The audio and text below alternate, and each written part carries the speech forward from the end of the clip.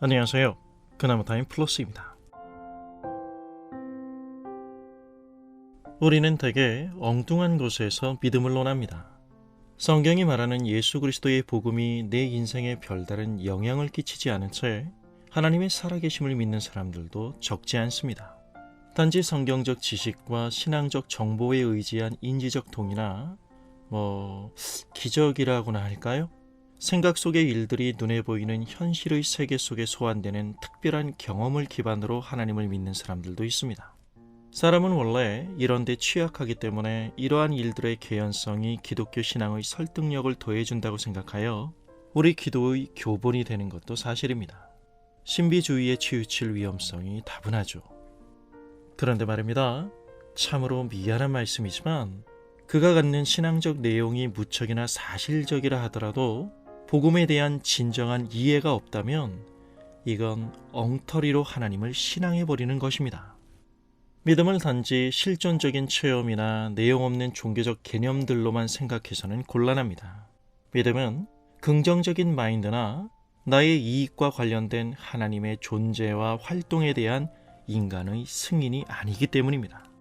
하나님을 믿는다는 것은 복음의 내용을 믿는다는 것이며 그것은 바로 하나님의 나라, 즉 하나님의 통치를 믿는 것을 말합니다. 예수 그리스도의 오심과 삶, 그리고 십자가의 죽으심과 부활을 통하여 그분이 계시하시고 가져오신 하나님 나라에 대한 이해가 나의 내적 중심을 이루는 것을 믿음이라고 말합니다.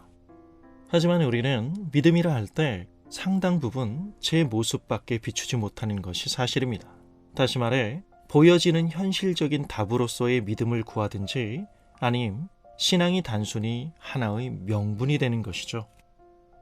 오늘날 기독교 신앙의 가장 큰 모순은 하나님을 믿는다고 말하면서도 하나님을 믿지 않는 것이라고 생각합니다.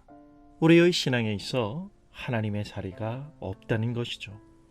하나님의 통치에서의 핵심은 하나님의 주권입니다. 여러분, 모세를 부르시는 장면에서 하나님은 자기를 어떻게 소개하시죠? 나는 스스로 있는 자니라. I am who I am.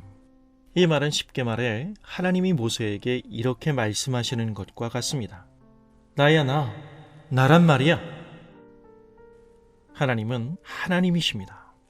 하나님 그분은 그 무엇에게도 의지하지 않는 절대적 존재시며 그러기에 어느 누구도 그 무엇도 하나님에게 영향을 주거나 그분을 자신의 뜻대로 움직일 수 없습니다. 그래서 하나님은 자신이 세우신 계획에 인간의 타협이나 흥정을 절대 허락하지 않으십니다. 그렇다면 성경의 그 하나님이 우리를 다스린다는 사실이 우리의 실제하는 기쁨이 되는 이유가 무엇인가요? 이 물음에 대한 답은 바로 하나님 그분이 우리를 위해 예수 그리스도를 보내주신 하나님이시라는 사실에 있습니다. 예수님께서 우리 가운데 찾아오셨다는 건 하나님이 바로 그 자신을 우리에게 주셨다는 의미입니다. 그 아들을 주신 하나님의 신실하심 속에서 오늘의 우리의 하루가 열어졌다는 사실을 잊지 말아야 합니다. 매일매일 반복되는 사소한 일상의 하루하루를 우리가 소홀히 여길 수 없는 이유는 바로 여기에 있습니다. 바로 오늘이 하나님의 통치가 충만한 시간이기 때문입니다. 우리의 불행은 믿음이라는 이름으로 늘 하나님의 뜻보다는 자신의 욕망을 먼저 챙기는 성과주의에 매몰되어 있기 때문에 정작 하나님의 통치를 봐야 하는 곳에서 각자 멍을 때리고 있을 위험이 큽니다. 묘한 기대감에 차오르는 마음을 믿음이라 착각한다면 그것은 우리 정신의 독입니다.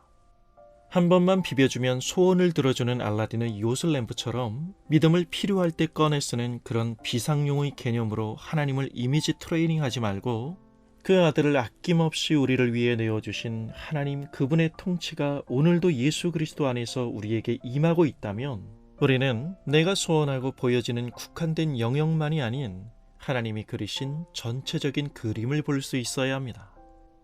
우리가 나 자신의 필요만을 보는 그곳에서 하나님은 우리의 진정 영원한 유익을 보시기 때문입니다. 감사합니다.